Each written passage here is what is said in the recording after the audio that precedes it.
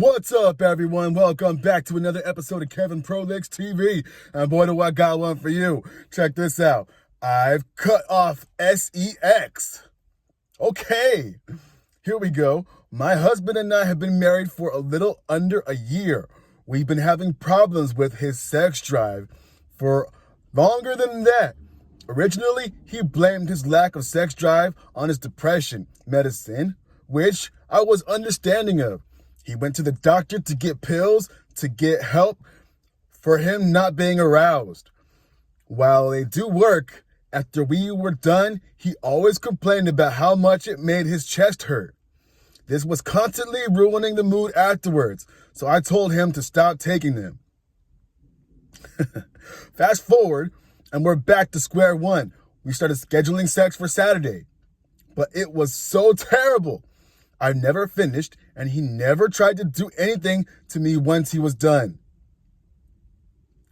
I didn't want to complain since we were technically having sex, which I wanted. The scheduled sex fell off after I eventually did mention that I didn't enjoy it. Reasonable. My husband opened up to me about a past sexual assault that happened to him in a previous relationship before us. He admitted this to me a few months ago after we had gotten married. A few months after we had gotten married. I felt like things had clicked about what was going on.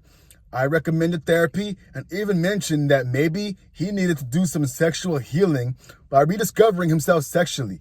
I wanted to put a pause on sex until he figured this out. But he was arguing that he wanted me to treat him normal and that we would keep trying to have sex. Things went back to normal for a while, where sex was once a week or once every other week. I was honestly afraid to say anything because once again, we were sexually active again.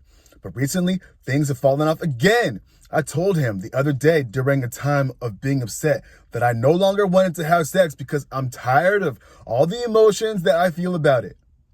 I feel like I've tried everything, the pills, his kinks, things that I wasn't even entirely comfortable with, but did for him anyway, flirting, stripping in front of him, trying to initiate sex, lingerie, everything I could think of. But I think I'm tired of feeling like a pervert and rejected all the time. I'm tired of sex always having to be only in his terms and conditions. I don't even know why I'm posting this. Maybe it's just nice to let it all out. I guess I'm open to any suggestions or comments. Oh boy. Someone says right here, vent away. I've learned that opening up about this stuff definitely helps. He sounds like he has a few things going on that are impactful here. Medical issues, low libido in general, and thrown into the mix, sexually selfish. What I've learned over the years of having a dead bedroom, which is now a full-on sexist marriage, there is no changing a person unless that person actively wants to change. And saying they want to does not necessarily mean they actually want to. If they are comfortable with things as they are, then it will be an uphill battle for you, and you will want to find other ways to cope. All right, here we go. I'm a 30-year-old man who has had issues with sex drives for years. I have zero desire. I'm basically asexual all throughout my 20s. A couple years ago, I got blood work done and discovered my testosterone was extremely low. My doc put me on testosterone replacement therapy, and it completely changed my life. I have the libido of an 18-year-old and rock hard boners that last. So I'm so horny most days, it's distracting. I've lost over 40 pounds of fat and gained a lot of muscle. My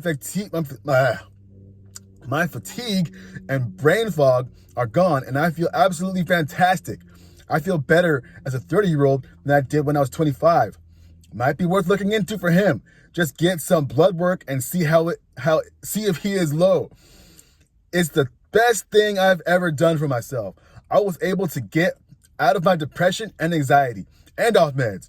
Turns out I was never depressed or anxious. My hormones were just out of whack. And that is a good point. Good point.